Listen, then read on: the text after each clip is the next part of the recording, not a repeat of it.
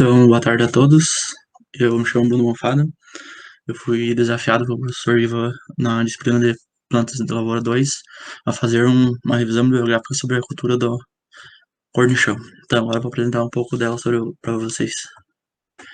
Então, atualmente, os produtores de todo o mundo, não só aqui no Brasil, vêm enfrentando diversas dificuldades. Uma se trata pela monocultura, pois muitos vêm fazendo excesso dela. Só fazem o cultivo de um e outro grão sem a rotação. Então, plantas forrageiras também podem entrar como uma espécie para essa rotação de cultura. E o cornichão entra nisso para ajudar a qualidade do solo e também para demais características que serão apresentadas mais breve no trabalho. Então, o cultivo do cornichão teve origem na Europa Ocidental e no norte da África e foi amplamente difundida em boas partes do mundo. No ano de 1918, a planta foi conduzida pela primeira vez como endereço forrageiro na Nova Zelândia, sendo que a mesma tem uma boa adaptação em solos com baixa fertilidade e secas no período do verão. O cornichão é a leguminosa forrageira com a maior área semeada no Brasil e no Uruguai. Aqui nós temos algumas descrições morfológicas da cultura. Ela é pertencente do gênero Lótulus, da família das sabáceas. É uma leguminosa perene, herbácea, alógama e tetraploide. Apresenta folhas pequenas, pinnadas, compostas com 3 folíolos. As sementes são escuras, globulosas e pequenas, e os caules são mais finos e mais folhosos do que as alfafas, com hábito ereto de crescimento. A sua inflorescência tem o formato de umbelas, com 3 a 4 folhas. Essas inflorescências são de cor amarela muito viva, que é fundamental para a polinização, que será dita mais no decorrer do trabalho. O legume se apresenta na forma linear cilíndrico e é deiscente, e possui um sistema radicular pivotante bem profundo e bem ramificado, o que é importante então para uma boa descompactação do solo e para a formação de galerias no mesmo. E pode atingir uma altura de 0,30 a 0,75 metros de altura. Ela é uma planta bastante resistente ao frio, mas sua implantação é preferida em ambientes mais amenos. É uma espécie perene e se adapta a quase todas as variações do solo do Rio Grande do Sul, tendo uma atenção especial para locais onde ocorre um déficit hídrico. Se adapta bem a solos encharcados, como também os solos de coxilha, e não é tolerante ao sombreamento, que se a gente consorciar ela com outras forrageiras tem uma biomassa superior que ela vai ser prejudicada, pois ela não é tolerante a ela, como é observado na imagem ao lado. A sua biomassa tem um excelente valor nutritivo, segundo Lopes, observaram nas suas pesquisas de 24% de proteína e até 86% de digestibilidade. A sua produtividade pode variar. Se só ela, em monoculturas, pode ser de 6 a 14 toneladas, e se associada, pode ser de 10 a 17 toneladas por hectare. Já a produção de sementes é muito baixa, podendo alcançar 600 quilos por hectare, mas é comum a produção variar de 50 a 175 quilos por hectare. Essa produção varia muito em virtude de as sementes serem muito pequenas, como a gente pode observar um quilo de semente, a gente precisa de um volume muito grande. E também no campo a gente tem muitas perdas significativas. E também o cornichão ele tem uma boa ressemeadura natural, então nem sempre é necessário fazer o cultivo sempre dessa cultura. Então os genótipos que a gente tem disponível, no Brasil a gente tem a cultivar São Gabriel, que foi desenvolvido na Estação Experimental de São Gabriel, a partir de pesquisas entre 1955 e 1965. Já no Uruguai, nós temos uma outra cultivar que é a El Rincón, mas que não está disponível para comercialização no Brasil. Já a cultivar São Gabriel apresenta algumas dificuldades de permanência pelo seu porte ereto, pois é consumida primeiro pelos animais, além de ser um pouco sensível ao pisoteio, mas é muito boa em qualidades nutricionais semelhantes à alfafa, que é considerada então a rainha das forrageiras. Então, conforme a implantação, ela aceita 2 épocas de semeadura, no outono e na primavera.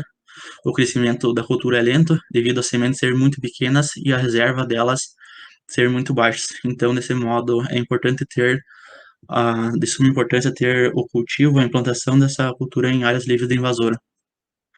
Então, a implantação dela pode ser de três tipos: convencional, mínimo ou semeadura direta muito pesada na área. Primeiramente, em todas elas, a gente faz o máximo de redução da forrageira possível. Depois, no convencional, a gente faz uma gradagem muito pesada, seguido de uma gradagem mais leve. No mínimo, a gente já faz uma gradagem leve, e na direta, a gente pode fazer o uso de semeadoras ou distribuidores a lança. Mas no distribuidor a lança, a gente tem que ter o cuidado, pois se tratar de uma semente muito pequena, a gente tem que fazer a regulagem boa do equipamento e também tem que cuidar para não ter ações do ambiente como vento na hora da semeadura, para que não ocorra faixas, que não ocorra uma aplicação durante a semeadura. A profundidade, então, não deve ser superior a 1,5 centímetros, sendo que a semente é muito pequena, então ela pode cholar. E a quantidade usada pode variar de 8 a 10 quilos por hectare, pode ser uma quantidade pequena, mas em virtude da semente ser muito pequena, é uma quantidade alta. Nós podemos usar ela para pastejo e finação, o que muitos produtores utilizam ela para pastejo e depois fazem o fino da mesma.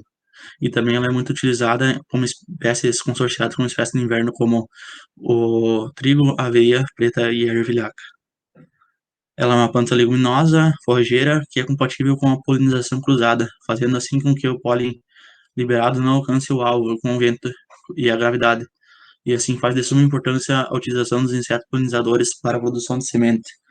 Como eu disse anteriormente, então, por isso da cor amarela, que ela chama a atenção das abelhas, e nós devemos ter cuidado também para o controle dos insetos praga, para não ação quando nós temos que fazer o controle desses insetos, pois não temos inseticidas seletivos, assim podemos prejudicar a polinização da lavoura. Manejo de nutrição, então, a gente pode utilizar ela de duas formas, a lanço ou na linha, sendo que na linha vai ser somente quando a gente renovar a pastagem, e a lanço já a gente pode fazer ela sempre. A recomendação básica está em torno de 10 a 20 kg de nitrogênio, 80 a 120 de P2O5 e de 60 a 80 kg de K2O.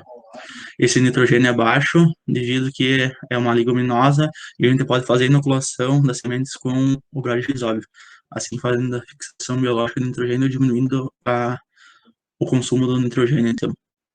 Ela se dá bem em solos arenosos, argilosos e pobres, e tolera pH inferiores a 6 até 4,8.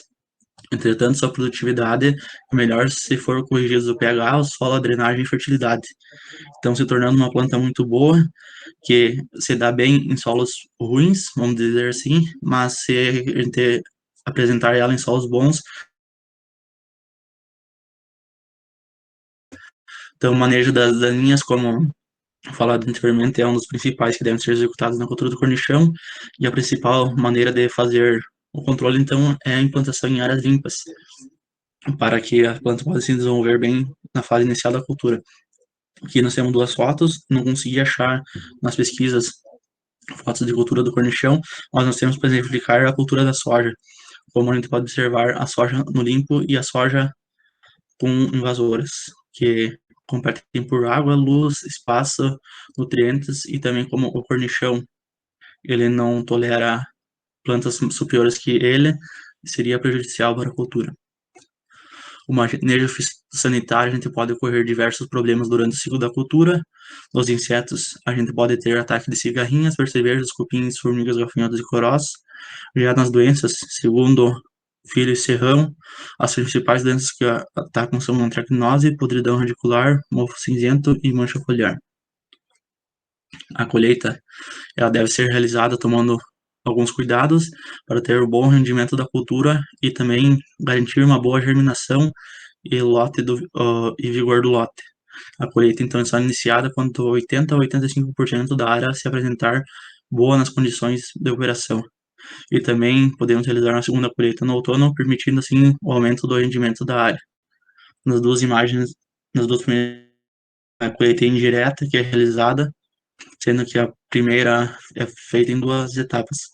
A primeira é feito o enleiramento, o corte e enleiramento das plantas, que pode ser realizado com uma máquina ou um trator, e após outra máquina vem e só faz a debulha. e já na outra imagem tem uma máquina que faz o corte e a debulha das sementes. Depois das sementes serem retiradas do campo, as mesmas devem ser submetidas ao processo de secagem o mais rápido possível. Esse processo pode ser realizado de duas formas, o natural ou o artificial. O natural consiste em a gente deixar uma camada uniforme de sementes em cima de uma lona plástica, ou até mesmo, se o produtor tiver na propriedade, uma camada de piso.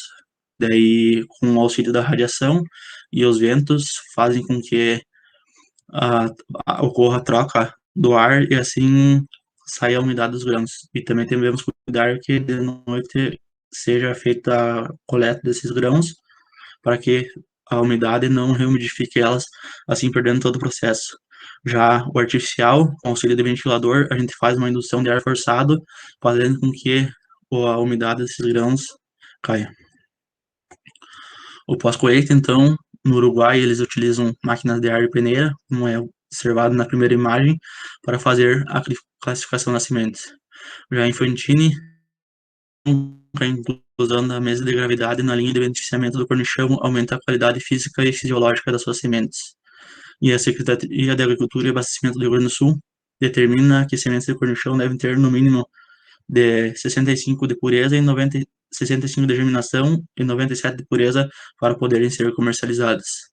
E uma técnica também que vem sendo muito utilizada pelos produtores é a escarificação mecânica como alternativa para a superação da dormência das sementes, sendo que esse processo provoca pequenas fissuras no tegumento, aumentando a permeabilidade da água. Aqui eu tenho algumas referências utilizadas pelo trabalho. Agradeço pela atenção de todos. Então, eu fico disponível a perguntas pelo. Tenho o meu e-mail aqui em cima e também podem entrar em contato com o professor Ivan.